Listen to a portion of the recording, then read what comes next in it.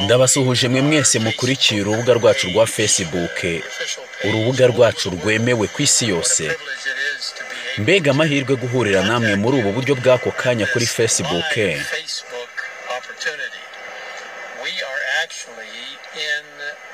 Mu by'ukuri turi mu gice cya stade cya St. Louis mu kigo cy'ikoraniro, aho amatora y'inteko nkuru rusange agiye kuzabera mu byumweru nk'umunani. Ku itariki 3 z'ukwa karindwi tuzaba dutangiye. Ndashaka kugusaba gusengera cyane ayo matora ngo Mwuka Wera azabe hano hantu kugira ngo intego izagerweho. Tuzishimira iby'Imana izabikora mu buryo bw'ivugabutumwa biciye mu bantu bayo bo ku isi yose. Ni ukuri twegereje iherezo ry'igihe. Ni ukuri Yesu araje mu gihe gito. Ureba kandi wumva imbere yawe muri iyi stade ni umukuru w'itorero ry'Abadiventiste b'umunsi wa karindwi ku isi yose. Ari muri stade yitiriwe Mutagatifu Louis, ahatoranirijwe kubera amatora y'abayobozi bazayobora itorero ry'Abadiventiste ku rwego rw'isi mu gihe cy'imyaka 5 iri imbere. Nk'uko uri kubyumva mu butumwa bwe, Pastor Teddy Wilson aragusaba gusengera ayo matora ngo Mwuka Wera azayihangemo kandi azabashisha abantu bose bazagira uruhare muri aya matora kuzatora neza abayobozi bakwiriye bazayobora itorero ry'Imana mu myaka 5 iri imbere. Aya matora nk'uko bisanzwe azitabirwa n'abantu bavuye mu bice byose by'isi, bityo kuko bazaba ari benshi cyane bazahurira muri stade bahakambike batora abayobozi b'itorero. Ni ku nshuro ya 62 amatora nk'aya y'itorero azaba abaye nk'uko Pastor Teddy Wilson abivuga.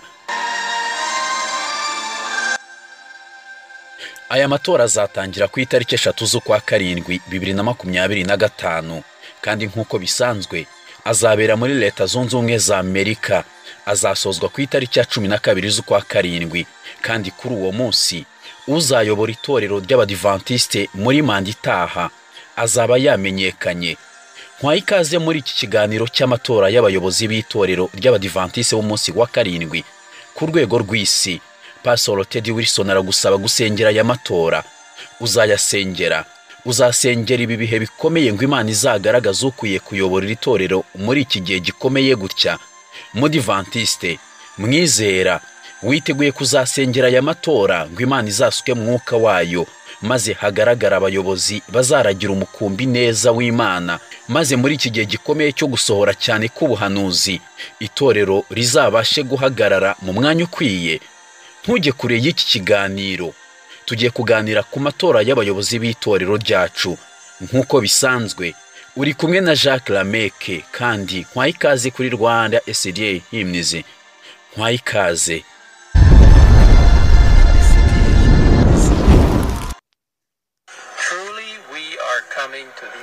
Ni ukuri twegereje iherezo ry'igihe. Ni ukuri Yesu agiye kuza vuba cyane kandi mu by'ukuri insanganyamatsiko y'inteko nkuru rusange y'aya matora ni Yesu araje,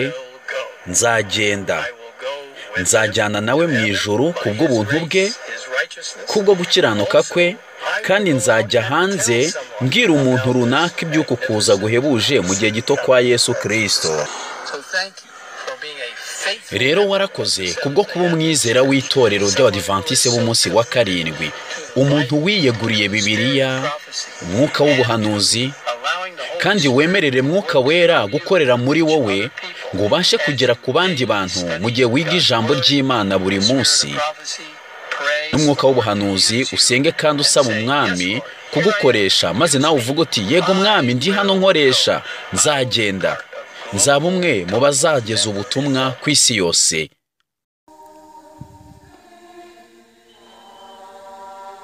Nta gihe gishize muri Kiliziya Gatolika habereye umuhango wo gutora umuyobozi wa Kiliziya Gatolika ku rwego rw'isi. Mbere y'uko uyu mupapa atorwa, imbaga y'abantu barenga 30,000 yari itegerereje hanze, bategereje umwotsi nk'ikimenyetso cyabo cy'uko Imana ibahaye umupapa uzayobora iryo torero. Uko siko mu itorero ry'Abadiventiste bizagenda, ngo bategereze umwotsi uzakomoka muri stade yitiriwe Louis, ngo muri iyo stade hazazamukemo umwotsi nk'ikimenyetso cy'ubuyobozi bushya bw'itorero ry'Abadivantisite. Muri iri torero abizera bavuye mu mpande enye z'isi, mu burasirazuba, mu burengerazuba, mu majyepfo n'amajyaruguru, bose bateranira ahantu hamwe maze bagatora abayobozi bazayobora itorero ku rwego rw'isi. Amatora nk'aya yaherukaga kuba mu mwaka wa 2022 ku nshuro ya 61. Muri uyu mwaka ariko ntabwo byakunze ko bateranira hamwe nk'uko byari bisanzwe, bitewe n'uko isi yari ikiri mu bihe by'icyorezo cya COVID-19. Ubu noneho ku rubuga rushinzwe iby'amatora y'itorero ry'Abadivantisite baratangaza ko amatora azaba nk'uko byari bisanzwe mu gihe cy'iminsi 10, kandi bagatangaza ko atari ibanga, ko Umudivantiste wese ushaka kuzaboneka muri aya matora rwose ahawe ikaze.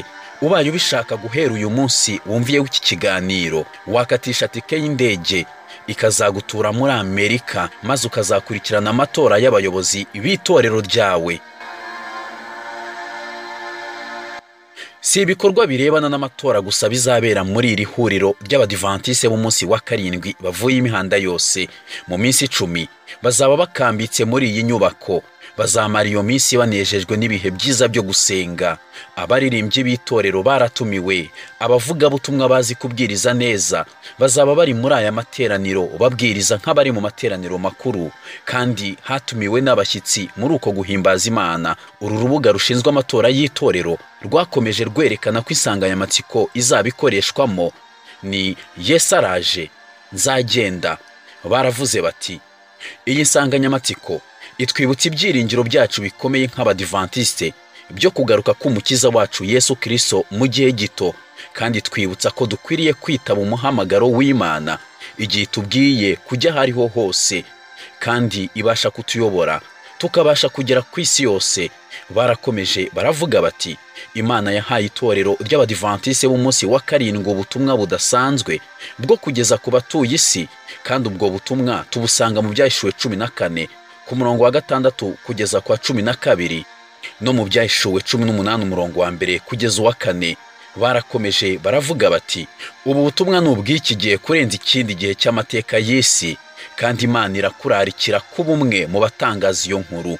Basoje bavuga bati, ubwo dutumbiriye imbere ku matora y'inteko nkuru rusange y'itorero ry'Abadivantisite ku nshuro ya 62, mureke dusenge kandi dusengere hamwe ngo Imana izayobora aya matora mu nzira ihebuje yayo.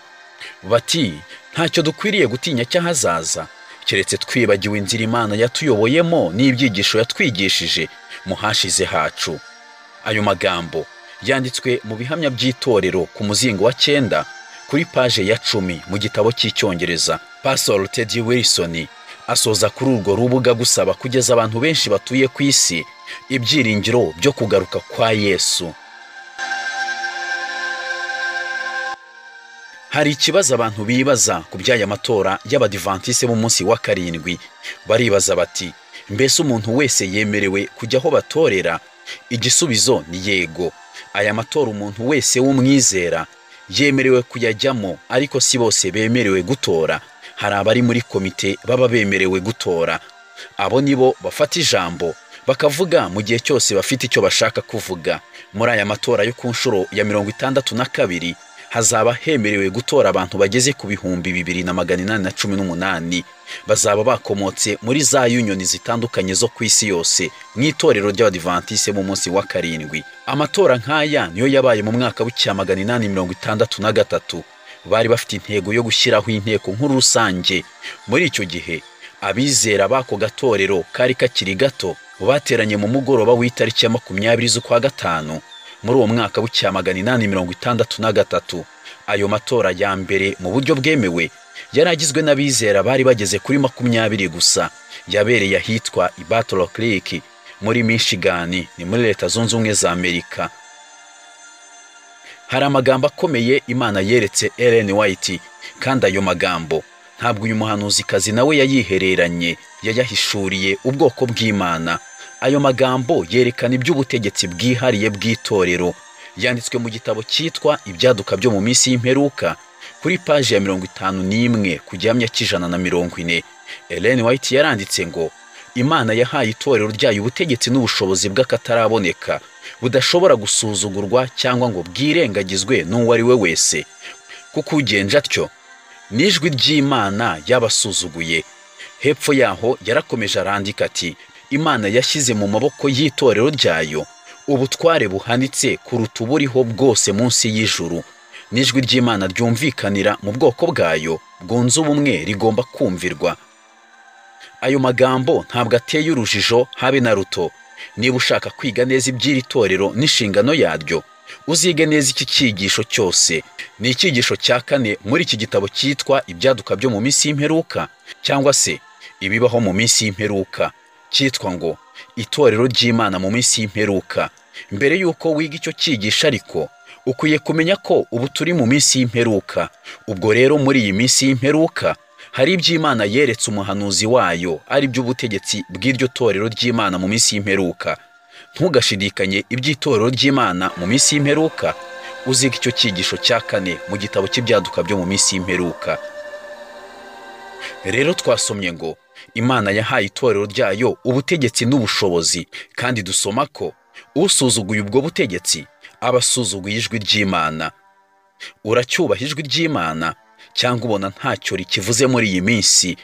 Twongeye gusoma ko Imana yashyize mu maboko y'itorero ryayo ubutware buhanitse kuruta uburiho bwose munsi y'ijuru. Munsi y'ijuru hariho ubutware bwinshi. Abanyacyubahiro ni benshi kandi batwara neza cyangwa bagatwara nabi, ariko dusomye ko munsi y'ijuru nta butware na bumwe buriho buruta ubw'Imana yashyize mu maboko y'itorero ryayo. Niba wemera ko Imana yavugiye muri uyu muhanuzikazi, nizera kuko ariko ubyemera kandi ko bitigeze bihinduka. Ariko nubwo yabyanditse gutyo, hari icyitonderwa yongeye gushyira kuri ayo magambo. Icyo cyitonderwa yacyanditse n'ubundi kuri icyo gitabo ku gihamya cy'171. Ayo magambo tugiye gusoma nayo yiteho Modivantiste. Yaranditse ngo, akenshi igihe agatsiko gato k'abantu bashinzwe kuyobora umurimo muri rusange mu izina ry'inteko nkuru babaga batekereje gushyiraho igenamigambi ribuzemo ubwenge kandi ari nta handi ryerekeye uretse gukoma mu nkokora umurimo w'Imana, nahamije ko ntashobora na rimwe gufata ijwi ry'inteko nkuru ihagarariwe n'abo bagabo bake nk'ijwi ry'Imana.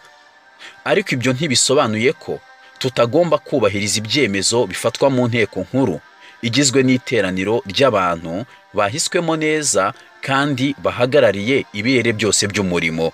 Niba wumvise neza aya magambo tumaze gusoma, dusomye ko Imana yahaye itorero ryayo ubutegetsi ndetse n'ubushobozi, kandi ko igihe baba bavuze riba ari nk'ijwi ry'Imana riri kuvuga. Ariko ku gihamya cy'171 nanone turasomye ngo, mu gihe cya Ellen White, iy'agatsiko gato k'abantu bashinzwe kuyobora umurimo muri rusange mu izina ry'inteko nkuru rusange, ngo iyo babaga batekereje gushyiraho igenamigambi ribuzemo ubwenge kandi nta handi ryerekeje uretse mu gukoma mu nkokora umurimo w'Imana, Ellen White yari yaragambiriye ko atagomba gufata abo bantu nk'ijwi ry'Imana. Niko yabifataga, kuko niko dusomye, si amagambo yacu. Ariko nanone yarongeye aravuga ati, ibyo ntibisobanuye ko tutagomba kubahiriza ibyemezo bifatirwa mu nteko nkuru igizwe n'iteraniro ry'abantu bahiswemo neza kandi bagahagararira ibirere byose by'umurimo. Ayo magambo nayo arerekana ko uyu muhanuzikazi w'Imana atahitaga ava mu itorero burundu ngo nuko hari abantu bavuze ibidahuye n'ijwi ry'Imana. Yaravuze ati, tugomba kubahiriza ibyemezo bifatirwa mu nteko nkuru igizwe n'iteraniro ry'abantu bahiswemo neza kandi bahagarariye ibirere byose by'umurimo.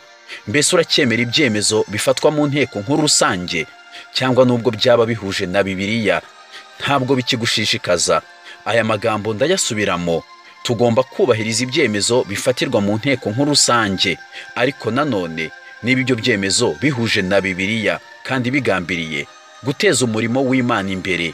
Byanditswe ku gihamya cy'171 muri icyo gitabo twasomye cy'Ibyaduka byo mu minsi y'imperuka. Tariki ya 3 z'ukwa karindwi 2025, mu birere byose by'isi hazakomoka Abadivantiste b'umunsi wa karindwi bazaba boherejwe na union zo ku isi yose mu itorero ry'abadivantiste b'umunsi wa karindwi. Intego yabo izaba ari ugutora abayobozi b'iri torero ku rwego rw'isi, bafite intego ivuga ko Yesu agiye kugaruka mu gihe gito. Witeguye kwifatanya n'abari gusengera iyi gahunda nk'uko umuyobozi w'itorero ari kubigusaba? Umuntu nakubwira ngo umusengere, ujye umusengera ndetse ujye usenga cyane kugeza ubwo icyo wasengeraga kirangiye. Iyo umuyobozi w'itorero asabye abizera gusengera amatora y'abayobozi, ni uko abona ko hari imbaraga zikenewe mu itorero. Arareba akabona ibihe bikomeye kandi bibi biri imbere y'itorero, akabona hakenewe abayobozi bakomeye, abagabo nyabagabo bazahagararira itorero. Hakenewe abayobozi b'itorero bazi neza icyo bakora muri iki gihe kimeze nk'ibitotsi, igihe cy'inyigisho nyinshi z'ubuyobe ziri kwivanga. Niba ushaka ko iri torero rizayoborwa neza, fatanya n'abandi badivantiste gusengera aya matora ngo Imana izihitiremwe abayobozi ishaka bazabasha guhagararira neza umurimo wayo mu birere bine by'isi. Ubu butumwa buvuye kuri Pastor Teddy nawe ubugeze ku bandi badivantiste, maze twese duhurize hamwe urufaya rw'amasengesho ngo Imana izigaragaze muri aya matora. Wagize neza kubana natwe muri iki kiganiro cy'ibyo gusengera amatora y'abayobozi b'itorero. Wabanye na Jacques Lameke.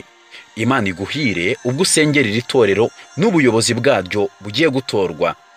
Wagize neza, gira amahoro, Yesu araje. Imana iguha umugisha, kandi nizeye yuko uzakurikirana ibikorwa by'amatora y'inteko nkuru rusange, maze ukareba ibyo Imana izakorera mu buzima bw'abayobozi bawe n'abizera bo ku isi yose. Imana ibane na buri umwe wese muri mwe. Maranatha.